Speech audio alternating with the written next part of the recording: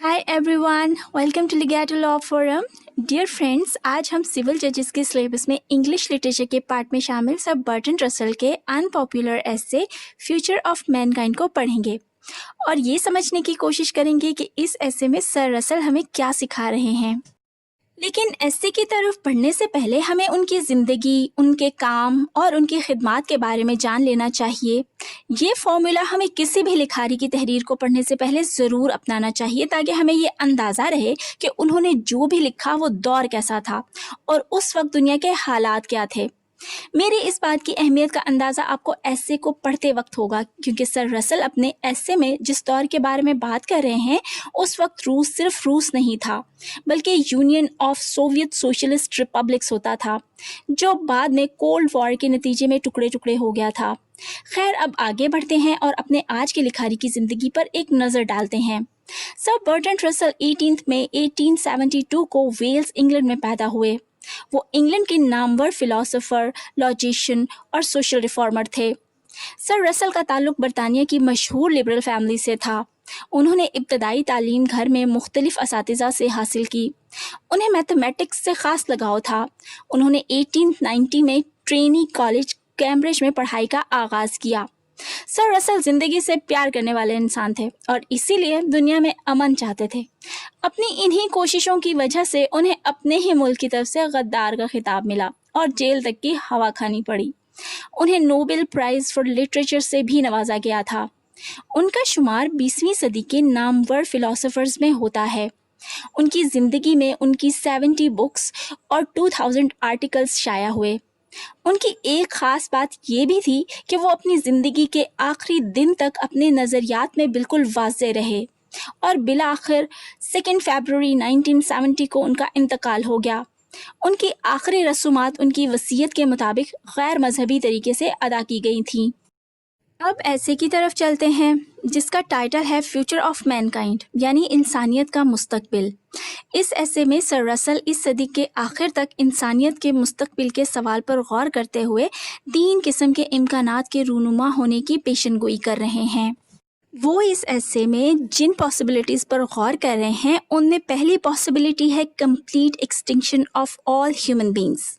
मतलब ये कि जंग के नतीजे में इस सैयारे पर इंसानी या फिर हर किस्म की ज़िंदगी का खात्मा। दूसरी पॉसिबिलिटी है the reversal of civilization to its primitive times, यानी कि शायद एक बड़ी ही तबाहकुन जंग के नतीजे में इंसानी तहजीब फिर से जहालत के दौर में लौट जाएगी। जबकि तीसरी और सबसे इम्पॉर्टेंट पॉसिबिलिटी है एस्टैब्लिशमेंट ऑफ यूनिवर्सल गवर्नमेंट, यानी एक आलमी हुकूमत का क़याम। ये पॉसिबिलिटी इसलिए इम्पॉर्टेंट है क्योंकि आगे चलकर सर रसल इसी के हक़ में दलाइल देते नज़र आएंगे, क्योंकि उनका ख्याल है कि शायद दुनिया किसी वर्ल्ड गवर्नमेंट के झंडे तले मुत्तहिद हो जाए जिसका दुनिया भर की आर्म्ड फोर्सेस पर कंट्रोल हो। लेकिन यहाँ ये बात जहन में रखिएगा कि सर रसल इस ऐसे में ये वाज़ेह नहीं कर रहे कि इन 3 तरह के इम्कानात में से कौन से एक के रूनुमा होने के चांसेस ज़्यादा हैं। अब हम इन आइडियाज़ को ज़रा डिटेल में देखते हैं और समझने की कोशिश करते हैं। सर रसल के ख्याल के मुताबिक पहली पॉसिबिलिटी या पहला इम्कान शायद अगले वर्ल्ड वॉर के बाद सामने आए, जिसमें एटमी हथियारों का इस्तेमाल होगा, या अगर वो फैसला कुन ना हुई तो उसके फौरी बाद होने वाली अगली हौलनाक जंग के बाद ऐसा हो सकता है। एक ऐसी जंग जिसमें ज़मीन पर मौजूद हर किस्म की ज़िंदगी का ख़ात्मा हो जाएगा, और अगर उन हालात में किसी मौजज़े से कोई इंसान बच भी गया तो वो अपने आप को इस ज़मीन का बादशाह समझ सकता है, लेकिन उसकी रियाया सिर्फ लाशें होंगी। सर रसल के मुताबिक दूसरा इम्कान ये हो सकता है कि अगर सेकेंड वर्ल्ड वॉर तमाम इंसानियत को ख़त्म करने में नाकाम रहे लेकिन ज़मीन पर इस कदर तबाही फैला दे कि इंसान जहालत के दौर में वापस चला जाए और उसे तहजीब याफ्ता मखलूक बनने के लिए फिर से काम करना पड़े, क्योंकि ऐसे भयानक जंग में तमाम बड़े शहर और सनती इलाके तबाह हो जाएंगे, ताबकारी मवाद के इस्तेमाल की वजह से फसलें बर्बाद हो जाएंगी और कहत पड़ जाएगा। सर रसल ये ख़दशा भी ज़ाहिर करते हैं कि शायद कुछ लाइब्रेरियाँ, लेबॉर्ट्रीज़ और साइंसदान बच जाएं, लेकिन हो सकता है अनपढ़ लोग उन पढ़े लिखे लोगों को तासुब की वजह से मार दें। सर रसल के मुताबिक तीसरा इम्कान पूरी दुनिया में आलमी हुकूमत का क़याम है। वो अपने इस आइडिया को एक से ज़्यादा तरीक़ों से डिस्कस करते हैं। एक तो ये कि सेकेंड वर्ल्ड वॉर में अमेरिका जीत जाए, दूसरा रशिया जीत जाए, या म्यूचुअल अग्रीमेंट के साथ आलमी हुकूमत कायम हो जाए। इन तमाम तर आइडियाज़ में से म्यूचुअल अग्रीमेंट से आलमी हुकूमत कायम किए जाने को सबसे बेहतरीन ख्याल समझा गया है।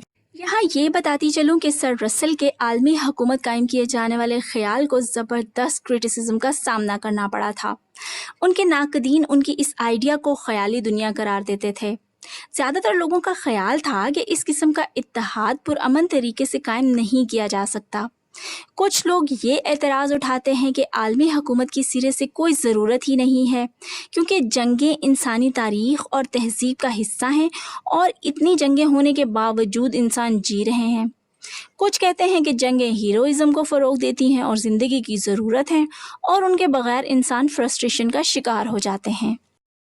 दूसरी जानिब सर रसल अपने आइडियाज़ पर होने वाली तनकीद की तरदीद करते हैं और अपने आइडियाज़ के हक़ में अपनी लॉजिकल रीज़निंग देते हुए कहते हैं कि मौजूदा कोल्ड वॉर आने वाले वक्त में एटॉमिक वॉर बन जाएगी, जो सिवाय मुकम्मल तबाही के और कुछ नहीं करेगी।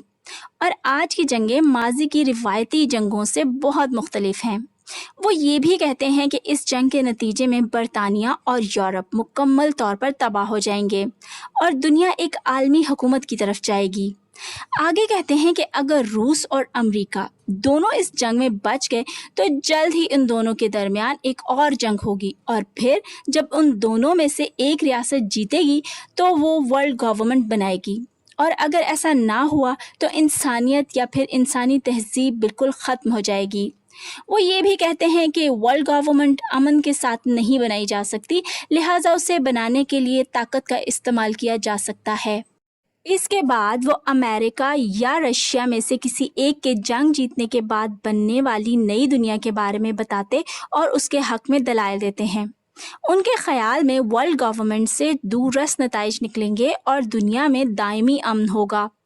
वो कहते हैं अगरचे इस हुकूमत में भी कभी कभार कत्ल या बगावत होगी, लेकिन हुकूमत के ख़िलाफ़ खुली कार्रवाई का कोई इम्कान नहीं होगा।